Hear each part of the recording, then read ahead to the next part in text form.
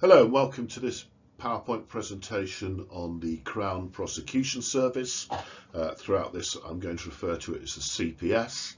We're going to look at how it's financed, what it does, some of its key roles and how it interacts with other agencies within the criminal justice system. So if you're watching on YouTube, you can have a look at this link here that gives you a quick 5-minute video on the role of the CPS. It's quite good, it's produced by them. But without further ado, we're going to crack on and get on with the PowerPoint. So, the Crown Prosecution Service is responsible for prosecuting people in England and Wales. It does what it says on the tin. So anyone who's been charged with a criminal offence will be prosecuted by the Crown Prosecution Service. It was created in 1985 by the Prosecution of Offences Act, and the key thing is that it's an independent judicial agency. So it's made up of legal professionals and it is completely independent from the police and from government. And prior to that, prior to 1985, it was the government and the police who decided who to prosecute. Now it's an independent agency to decide whether or not to prosecute. You can make your own decision as to whether you think that's a good thing or not at the end of this PowerPoint. The head of the CPS is known as the Director of Public Prosecutions, and that is this guy here, Max Hill KC. KC stands for King's Counsel, which means he's a highly qualified legal professional. And he is answerable to a government minister who is known as the Attorney General. It used to be Suella Braverman, who is now the Home Secretary, but it is now Michael Ellis, King's Counsel, who is also an MP, and there is Michael Ellis. Now, you're expected to know funding for the exam. So the CPS are funded centrally by government. In other words, it's taxpayers' money that is used to finance them. In the last financial year, they were given £703 million to run and to prosecute across the country. They do recover some of those costs though, and they can do that from the following. So when courts award costs against defendants, that goes back to the CPS. Assets confiscated from criminals could go back to the CPS. And in 2021-22, so the last financial year, they recovered about 40.7 million. So of that 703 million, 40.7, so about 660 million was spent, 663 million was spent on the CPS last financial year. So, what else do they do? Well, they advise the police in their investigations, so they will tell the police how much evidence, what evidence is needed to build a specific case. They will independently assess the evidence submitted by the police to make sure it's trustworthy, reliable, it hasn't been contaminated, etc. And it is the CPS who make the decision whether or not to prosecute and also which charges to bring. So they will instruct the police what to charge the defendant with, so whether it's manslaughter, murder, etc. So they will then prepare the case for the prosecution and they will then deliver that case in court. So the prosecution lawyers, the prosecution barristers, solicitors, and any self-employed specialists, so witnesses for the prosecution, specialist witnesses, will all be employed by and paid for by the CPS, by the Crown Prosecution Service. And this is often forgotten about by candidates when they're answering their exams, but they also assist and support victims of crime and also assist and support prosecution witnesses. Don't forget that little nugget there, because that's often left out by candidates. Which then leads us on to perhaps the most important part of this presentation, because this question comes up year in, year out, and that is how the CPS actually go about making that decision to prosecute. And it's called the full code test, and you absolutely have to know it. So the CPS can only start or continue with the prosecution when the case has passed both stages of the full code test. The first stage is called the evidential test. And there's got to be enough evidence, and they say, for a realistic prospect of convicting the subject. In other words, getting a guilty verdict. There's got to be a realistic possibility of getting that guilty verdict.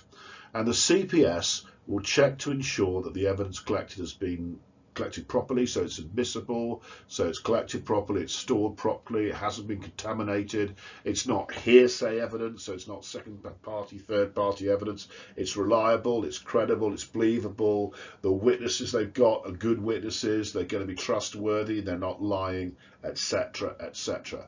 And if they think that evidence stacks up, if they think they've got a realistic prospect of getting that guilty conviction, then they move on, and only then do they move on to stage 2. And stage 2 is called the public interest test. And it's public interest because it's our money that's being used to fund the CPS. So really what they're saying here is, are we using the money we've been given by the taxpayer responsibly if we take this person to court? So they've got to decide whether the prosecution is in the public interest. And they'll consider lots of different factors for and against, and they'll weigh those up, and then they determine, which course of action would be better. And usually a prosecution will take place unless there are really strong public interest factors against the prosecution, which outweigh those in favour.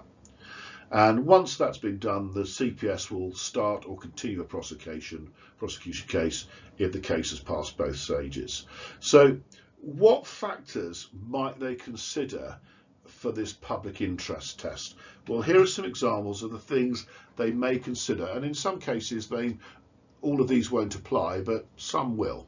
So have an idea of what these factors might be that will influence whether a case is or isn't in the public interest. So they'll consider things such as, how serious is the offence? The more serious, the more likely we are to prosecute. How much culpability is there with the suspect? How much to blame is the suspect? Very much to blame, not a lot to blame. If it's not a lot, less likely to be in the public interest. How much harm has the victim suffered? Is it a high level of harm, a low level of harm? That might determine whether it's in the public interest. How old or how mature is the suspect? Remember, the two aren't the same thing. You can have a 20-year-old who's very mature, and you can have a 20-year-old who's got the mental age of an 11-year-old. Is it in the public interest to prosecute in that case? They'll also look at the impact the offence has had on the community. If it's had a big impact, it's affected a lot of people, they are more likely to prosecute. They'll also decide, is a prosecution a proportionate response to the offence? Are we, to coin a phrase, using a sledgehammer to crack a nut? Are we going over the top here who prosecute? And they also have to consider whether information sources require protection. In other words, in relation to other investigations, will they not prosecute in order to protect maybe a police informant or to get someone who's higher up the criminal chain? So, they might decide not to prosecute a drug dealer to get the person that's running the whole operation and supplying that drug dealer, possibly. Now, occasionally, the full code test can't be applied, and if that's the case, it's called the threshold test. And this is only really the case where they haven't got sufficient time to get all the evidence, but they still need to charge a suspect. So it's designed to deal with situations where all the evidence hasn't been gathered, but they think it's quite likely they'll get some very shortly. But they still need an immediate charging decision, because if they don't charge the suspect and release the suspect on bail, there's lots of risks. So it could be the risk of the suspect's going to go away and threaten or interfere with potential witnesses, or will get rid of the evidence that you haven't found yet, or the suspect may commit further offences or go into hiding and run away, not attend court. In those circumstances, then you can apply the threshold test and charge without having all the evidence and all the public interest stuff together. And usually they'll consider 5 conditions when they're doing this. They'll think, well, have we got reasonable grounds to believe that the guy's done it? And if we have, yeah, we'll charge him.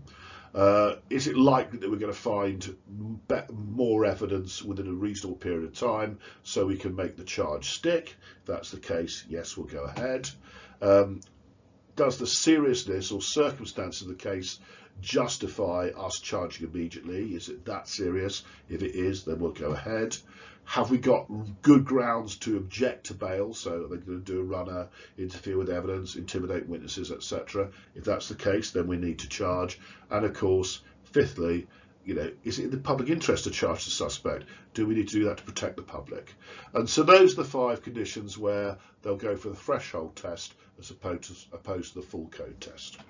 And of course, any decision they do make to charge under the threshold test is kept under review, because you can't just charge someone and leave them in prison awaiting trial when there isn't enough evidence. So they've got to review it all the time, and as soon as further evidence is received, then they go back to the full code test and apply that and see if it meets the evidential test and the public interest test.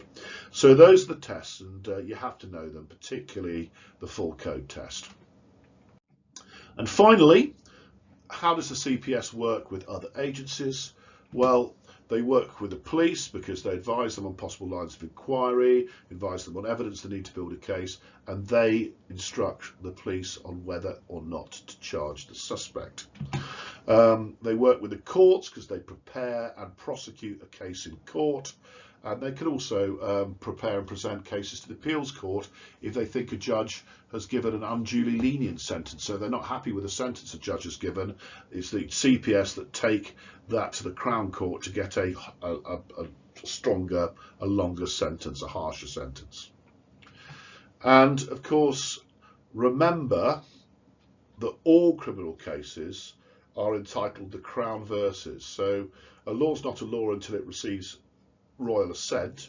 Therefore, the CPS are bringing the prosecution on behalf of the Crown against the person that's broken the monarch's law. It's the monarch's law, it's the Crown versus. You, the criminal, have broken the Crown's law, so the Crown prosecute you, the Crown Prosecution Service. And I've just put this final little thing up for you to consider. Sometimes the relationships between the agencies within the criminal justice system can become a little fraught. So this is a rather flippant piece that I found.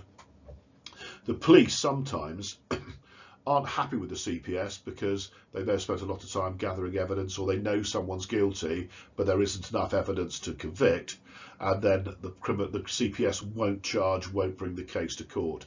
And this is why you've got things like police jargon. The CPS stands for Criminal Protection Service, and or can't prosecute, sorry, and or couldn't prosecute Satan.